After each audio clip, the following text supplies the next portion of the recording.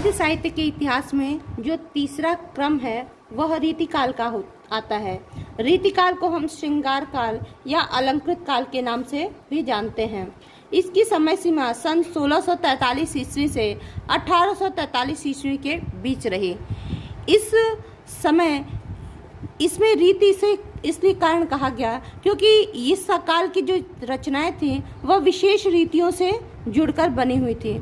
इस काल में भक्ति भावना के विरुद्ध ये रचना आई और इस रचनाओं में वीर रस की प्रधानता, श्रृंगार रस की प्रधानता के साथ साथ राज्य आश्रयदाता राजाओं की प्रशंसा हमें देखने को मिलती है। रीतिबद्ध काव्याचार्यों ने रीति के विशेष रूप को लेकर विभिन्न प्रकार की रचनाएं की। रीतिबद्ध काल में रस, छंद, अलंकार के क्षेत्र में चौमुखी विकास हुआ।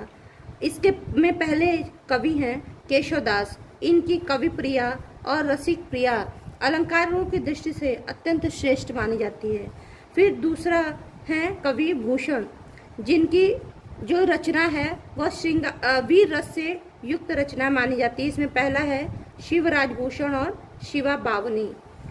तीसरे हैं मतीराम, इनकी रसराज और ललित ललाम महत्वपूर्ण रचनाएं हैं। इसी क्रम में अगले लेखक हैं चिंतामणि, जो अपना रीतिबद्ध कवियों में विशेष स्थान रखते हैं। इनकी महत्वपूर्ण रचनाएं रस विलास, श्रृंगार मंजरी हैं। अगले हैं सेनापति, इनकी कवित्व रत्नाकर है। दूसरी शाखा रीति सिद्ध काव्य धारा है, जिसके एकमात्र और प्रसिद्ध कवि हैं बिहारी दास जी, जिनकी रचना है बिहारी सतसई।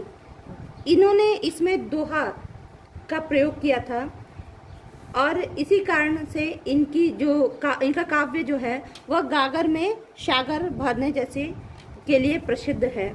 इसमें इन्होंने विविध प्रकार के भक्ति, नीति, परक और श्रृंगार सभी को मिश्रित रचना अपनी सतसई में समाहित की, जो 700 दोहों का संग्रह मानी जाती है। अगला है रीति मुक्त। इस रीति मुक्त काव्य धारा, इसमें घनानंद जी की, सुजान सागर, पद्माकर जी की गंगा लहरी और जगत विनोद मानी जाती है। इस रीति परंपरा के साहित्यिक परंपरा में जो कवि थे उन्होंने साहित्यिक बंधनों और रूढ़ियों से मुक्त होकर स्वच्छंद काव्य धारा को जन्म दिया। इसी कारण इसे रीति मुक्त काव्य धारा भी हम कहते हैं। इस काव्य धारा में जो काव्य शैली थी वो भावनात्मक और मार्मिक थी। इस धारा के कवियों में आलम, ठाकुर, बोधा और द्विजदेव का नाम प्रमुख माना जाता है। Thanks for watching. Thank you. Please like, subscribe and share my channel.